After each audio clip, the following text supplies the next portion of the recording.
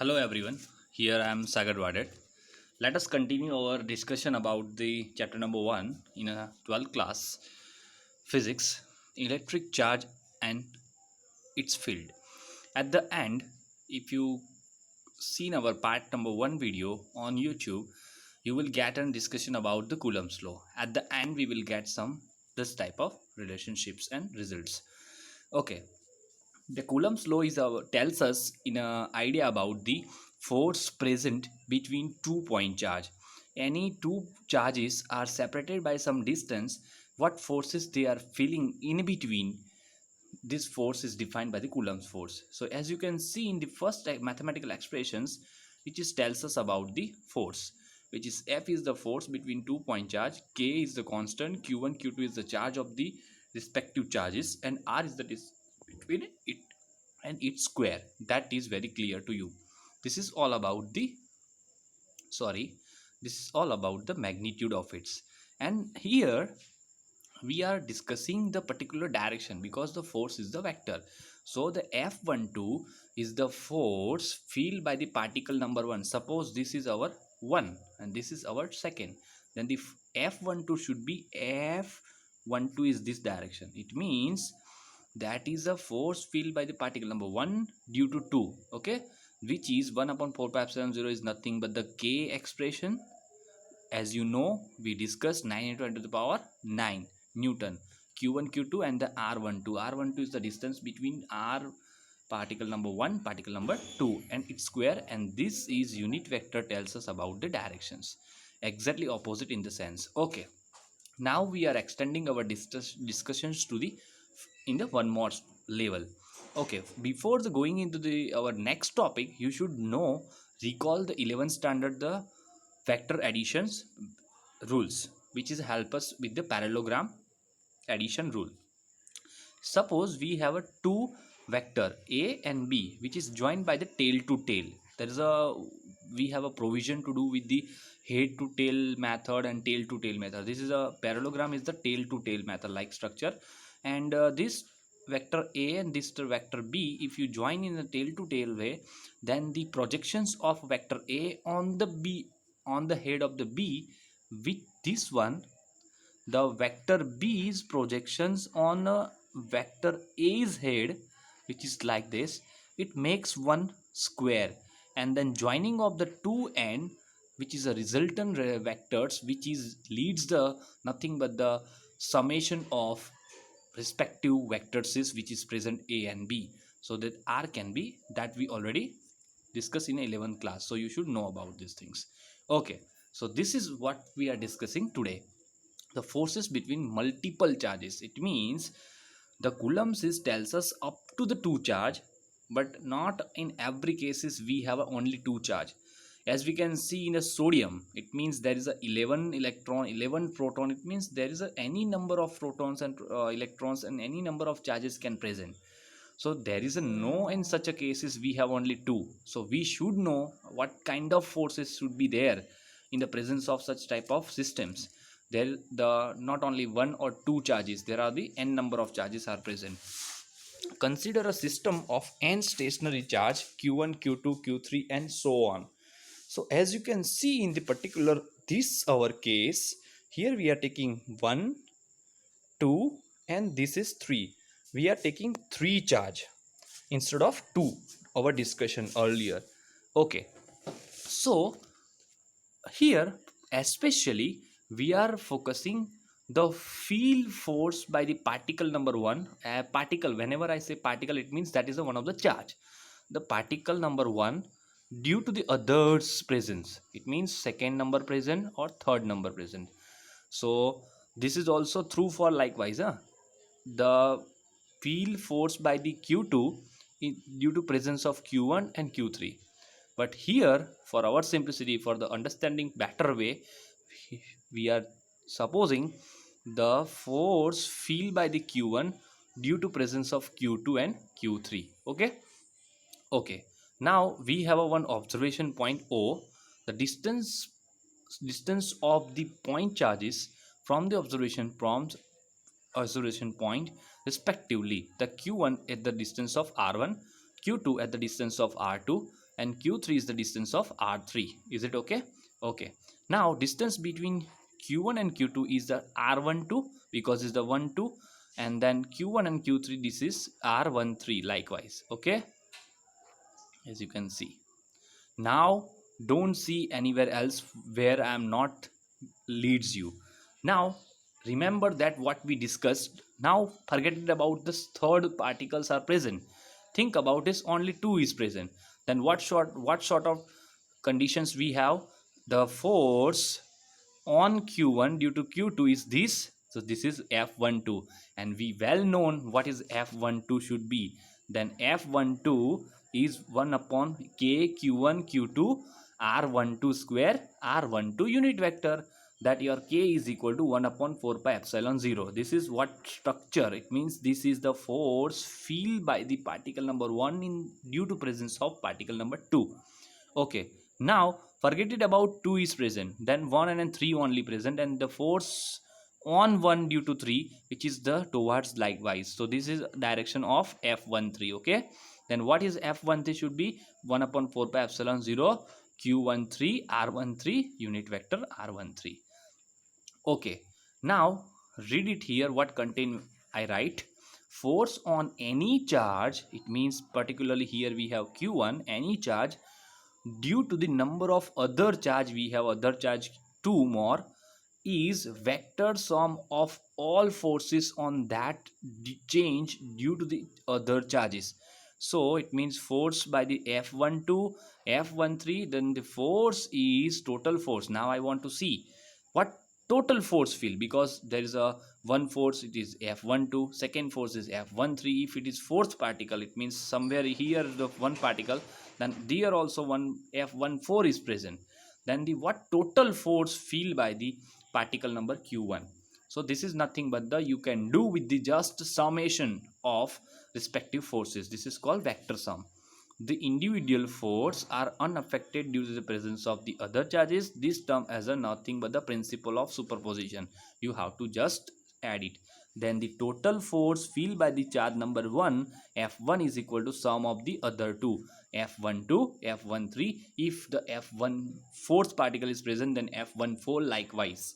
Just simply I am adding this term and this term. Okay, now suppose there is a not a 1 2 and 3 particle, we have 1 2 3 and n number of particle. Then this term f12 f13 f14 f15 and f1n and it's so on. Then you can write is 1 upon 4 pi epsilon 0 q1 q2 upon r12 square plus f the 1 upon 4 pi epsilon 0, and every term we can common out at the outside. f1 q1 q3 q1 q4 q1 q5 and q1 qn, and respective the distance squares are likewise. Now in general I can write in the q1 term everywhere in the all terms which is common out q1 4 pi epsilon 0 4 pi epsilon 0 at the common outside. Now the remaining term is that respective other charges which is a q1 with it, and respective distances. So the qi, it means q2, because q1 is common out, then the first term is q2 q3 q4 and so on. So you are running from the 2 to n. So here the summation over I is equal to 2 to n it goes. Okay, then the q1 q2 q3 q4 qn likewise, and r12 r14 r13 likewise. So this is called general form. If you don't want to write this much summation, you can just simply write in this way. Okay, so this is what total number of whatever number of charge you have, you can just simply add, but the vectorial way. Okay, not only terms of magnitude. So the vector sum is obtained as usual by the parallelogram law of addition. Simply you have to add vector. All of electrostatic is basically a consequences of Coulomb's law and the superposition principle we have. Okay, let us, this is what we have to discuss, because already we know the what the force between two charge. Then we have to just here the explain about this how we can add. So this is over for this our discussion for the force between multiple charges. Okay, here we are taking one example so you will get an idea more better way. Example number 1.4, Coulomb's law for the electrostatic force between 2 point charge and Newton's law for gravitation between two stationary point masses. Okay, so here the two charge, we have a one Coulomb force, we have a 2 point mass where have a gravitational force. Both have inverse square distance between a charge and masses, that we also know. Both forces are having 1 upon r square distance, 1 upon r square distance. The first task, a task, is compare the strength of the sorry compare the strength of these forces by determining the ratio of their magnitudes. Okay, so we have to take a ratio of their magnitudes. It means first of all we have to find individual forces and we have to take a ratio of its, who is more than others, that we have to find. In the particular case for an electron and proton, and only two proton. Okay, in the first cases we have to take electron proton ratio, and then at the second case we have a two proton. What thing happened trying to see here? In the first case, electron proton, it means two opposite charge, it means they both are like. So the Coulomb force is like, it means attractive force. Coulomb force can be two type, attractive and repulsive, because it depends on the what sort of type of charge you have. And especially for the gravitational force is always attractive in nature. So this is the what thing you have to care while during the doing this such type of examples. Okay, so in the first cases we have a Coulomb attraction force, and then gravitation always attraction. In the second case, two proton, it means two like charge, then our Coulomb force which is going to be repulsive. We will think about it about these things, but let us take a task first, and after that we will do read it this be what they asking.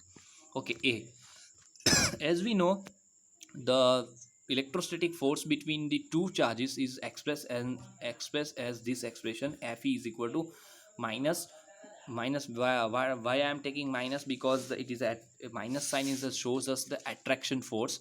And here in the first cases we have a electron and proton, so these two both are having attraction in nature. So this is about minus 1.4 pi epsilon 0 q1 q2, and then q1 q2 is a electron, so electron charge is E, then the E1 E2, then E square. Okay, both are. And if you have a proton and electron, the proton also having plus charge and 1.6 into 10 to the power minus 19 Coulomb, proton also having the same, and the distance is r. So this is what about the electrostatic force between electrons and proton. Now what about this is already we learned. Fg is equal to minus G is a gravitational constant, Me is a MP is equal to mass of the proton, and Me is the mass of the electron and distance between it. If you take the ratio of its, you can see only the 1 upon 4 pi epsilon 0 divided by this whole term, it will be going like that, because only the E square is dominating in the numerator and all the others are in the numerators. This numerators r square goes up, the r square also cancel out, so the here the r square we are not seeing, only E square, it is a two both charges, 4 pi epsilon 0 G m1 and mp and me only dominating. Okay, the E is equal to 1.6 into 10 to minus 19, you can take a square of it. 4 pi epsilon 0 is equal to 8.852 into 10 to the minus 11 something is number, as we discussed earlier. G is equal also one gravitational constant, that value also you can get from the 11th standard book. MP, mass of the proton, is equal to mass of the electron is equal to 9.1 into 10 to the power minus 31, and then proton mass is equal to 10 to the power minus 27 kilogram. So all the terms, if you all the constants if you put there, you will get a 2.4 into 10 to minus 39. What is the mean? Trying to understand that your electrostatic force is 10 to the power 39 time powerful than the gravitational force. That's why the gravitational force is very weak force. That's why we are not attract each others, because the two body are all where we are have, but in the not any way we are feeling that much attractions. But the electrostatic force is a very strengthful force, because it is an atomic force ultimately. Okay, so this is what the our a first task. And second, similar line, the ratio on the magnitude for the electrode when the two two proton as present, the two proton are present, then the if you have take this same task, then this is E square is equal again, then it will be mp and me instead of mp because there is a two proton, then mp, then the same expression, same task if you do, then mp and me, the instead of me mp will come. So you can see this expressions is present here, E square 1 for epsilon 0 g mp and mp. If you put the all answers, you will get 1.3 into 10 to the power minus 36. Again we prove that again the electrostatic force between two charges is the more strength, 10 to the power 36 times than the gravitational force. That explanation is written here. Okay, then the what is B? Now for the we have to go for the questions. Estimate the acceleration of the electron and proton due to the electric force of their mutual attraction when they are 1 angstrom apart each other. Okay, so we have to find the accelerations of the respective particles. Is for that if you want to find acceleration, you should know at the expression which is the main one, F is equal to ma. If you want to find A, then you should know what the force and mass of its. Let us go for the B task. The electrostatic force F extended by the proton and electron is the same in the magnitude of the likewise, and then this is already we find 1 upon 4 pi 0 square, then this is the 1 upon 4 pi epsilon 0 is equal to 9 into 10 to the power 8.9 is you can take it as a 9 into 10 to the power 9. So this is 1 upon 4 pi epsilon 0 becomes, this is 9 into 10 to the power 9, and then E square is equal to 1.6 into 10 to the power minus 19 square, and R square is equal to minus 10 to the power minus 10 meter square. Why? Because in the question it is said that 1 angstrom is equal to 1 10 to the power minus 19 and square. If you just solve in the calculator, you will get 2.3 into 10 to the power minus 19 Newton. This much force is there.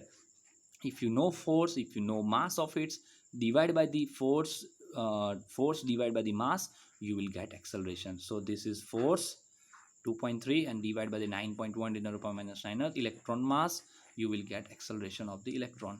Same task, if you divide the mass of the proton, this force is same, then you will get the acceleration of the proton. Whatever the mass, if you divide, F is equal to ma, still there. Force is you know already, mass divided by the electron, then you will get the electron acceleration. If you mass divided by the proton 1.67 into minus 27, you will get the acceleration of the proton also. This is what the task here ask.